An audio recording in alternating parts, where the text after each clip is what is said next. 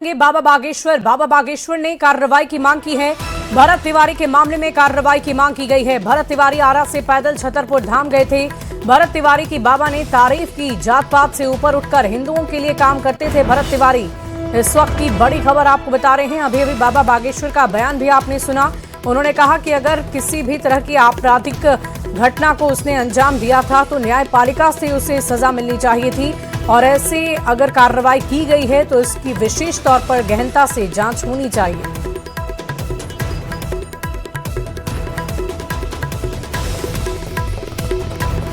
और देखिए, इस खबर की अधिक जानकारी देंगे न्यूज़ 18 संवाददाता हमारे साथ चंदन जुड़ रहे हैं फोन लाइन पर। चंदन, ये बताइए कि आज जो ये महापंचायत बुलाई गई है उसमें क्या तैयारियां की जा रही है? क्या अलग अलग राज्यों से भी लोग पहुंच रहे हैं? जानकारी ये भी मिल रही है कि उत्तर प्रदेश से भी लोग आ रहे हैं वहां पर उस महापंचायत में शामिल होने। बिल्कुल, देखिए, भरत तिवारी का जो मामला है लगातार तूल पकड़ते जा रहा है और एक दिन पहले परिजनों के आवेदन पर शाहपुर थाने में जो तत्कालीन थानाध्यक्ष है राजेश मलाकार, जगदीशपुर के अनुमंडल पुलिस पदाधिकारी समेत जो अन्य पुलिसकर्मी है उनके ऊपर FIR दर्ज कर लिया गया। हत्या का मुकदमा उनके ऊपर दर्ज किया गया है। हालांकि हत्या का मुकदमा दर्ज होते ही जो जगदीशपुर के SDPO है उनको क्लोज कर दिया गया है, मुख्यालय में अटैच कर दिया गया है। वहीं भरत तिवारी को न्याय दिलाने की मांग को लेकर के लगातार अब जो ये मामला है वो आंदोलन का रूप पकड़ते जा रहा है। आज उसी बाबा कुंडेश्वरनाथ महादेव मंदिर प्रांगण में महापंचायत का आयोजन किया गया है, जहाँ की हजारों की संख्या में लोगों के पहुंचने की संभावना है। बिहार के अलावे उत्तर प्रदेश, मध्य प्रदेश और झारखंड के अलावे हरियाणा और दिल्ली से भी लोगों के पहुंचने की संभावना है। हालांकि देर रात से ही महापंचायत में लोगों का पहुंचने का सिलसिला शुरू हो गया है। जो तैयारियां है जोरदार तरीके से चल रही है। महापंचायत के माध्यम से मुख्य रूप से 3 मांगे शामिल हैं। पहली मांग भरत तिवारी को न्याय दिलाने को लेकर के है। दूसरा जो मांग है वो ये है कि जवैनिया के जो विस्थापित किए गए हैं लोग उनको अच्छे से वहां बसाया जाए,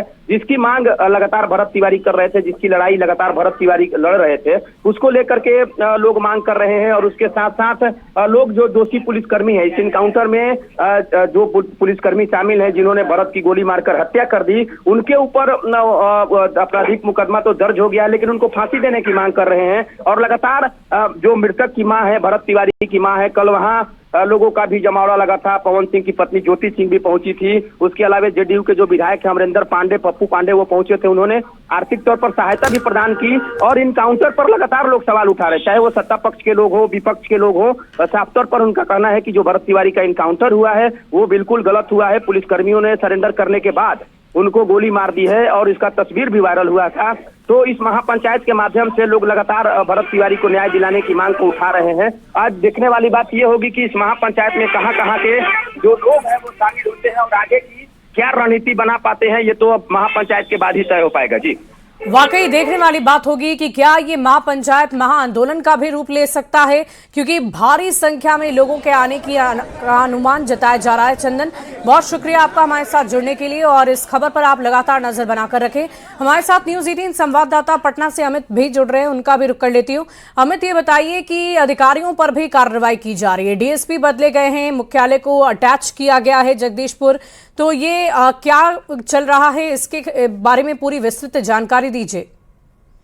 देखिए, ये इस पूरे मामले में जो पुलिस की जो कार्यशैली रही है वो सवालों के घेरे में रहते हैं। पहले दिन से ही मृतक के जो परिजन हैं या फिर जो आरा जिले के जो लोग हैं वो लगातार इस पूरे घटनाक्रम का विरोध कर रहे थे और सम्राट सरकार शुरू में ही इस पूरे मामले को गंभीरता से देखते हुए न्यायिक जांच का जो है आदेश मुख्यमंत्री ने दिया। और अब ये मामला जो है प्रथम दृष्टया ये पाया गया, DIG साहब जो है वो जांच कर रहे हैं। उधर जो है न्यायिक जांच जो है वो पटना हाईकोर्ट के रिटायर्ड जज के जरिए किए जा रहे हैं। तो इस बीच जो है ये पाया गया कि जो SHO हैं उनकी कार्यशैली ठीक नहीं रही। SDPO जो है उनका भी कार्यशैली जो रहा वो बेहतर नहीं रहा। वो अपने अधीनस्थों को जो है वो सही तरीके से गाइड नहीं कर पाए और इन्हीं तमाम बातों को देखते हुए SDPO को जो है वो मुख्यालय अटैच कर लिया गया और SDPO के साथ साथ तत्कालीन थानाध्यक्ष 2 ASI और 3 कांस्टेबल के खिलाफ जो है मुकदमे दर्ज किए गए हैं, FIR दर्ज किए गए हैं और ये FIR है वो मृतक की जो मां है उनके आवेदन पे दर्ज किए जाएं। तो अब इसकी भी जांच की जाएगी। लेकिन सबसे बड़ी बात है कि आज इस पूरे मुद्दे को लेकर के, इस मसले को लेकर के एक महापंचायत बुलाया गया है जिसमें यूपी बिहार के जो लोग हैं वो शामिल हो रहे हैं। तो जाहिर सी बात है कि इस पूरे मामले को अब एक तरह से कहा जाए तो बड़ा करने का कोशिश किया जा रहा है। कौन लोग इसके पीछे हैं, क्योंकि मृतक के जो परिजन हैं उनसे हमने बात करी थी, तो 2 दिन पहले तो उन्होंने साफ तौर पर कहा था कि हमें राजनीतिकरण नहीं करनी है, हमें जो है चाहिए तो पुलिसकर्मी इनके हमारे बेटे की हत्या की है उनको फांसी होनी चाहिए, ये मृतक की मां का कहना था। उनके पिता का कहना है कि हम पुलिस सेवा में लंबे समय तक रहे हैं, पुलिसिंग बेहतर नहीं थी, इसकी आपत्ति मुझे है। लेकिन जो छोटा भाई है उनका ये भी कहना था कि जो हथियार वेपन्स लिया था भरत तिवारी ने वो सही नहीं था। वो वाकई बहुत सारे सवाल हैं और इन्हीं सवालों के जवाब के लिए अब बिहार की जनता भी इंतजार कर रही है, भरत तिवारी का परिवार भी इंतजार कर रहा है और इसकी न्यायिक जांच होनी चाहिए, ना कि इस तरह से महापंचायत या लोगों को बुलाकर एकत्रित करके आंदोलन करना चाहिए। बहरहाल देखने वाली बात होगी कि इसका भी क्या असर होता है, आगे क्या कार्रवाई की जाती है। बहुत शुक्रिया अमित हमारे साथ जुड़ने के लिए। बढ़ते आगे पटना से एक बड़ी खबर आ रही है। बेउर जेल में संगठित भ्रष्टाचार से जुड़ा हुआ यह मामला है। सम्राट सरकार की अब तक की सबसे बड़ी कार्रवाई मानी जा रही है।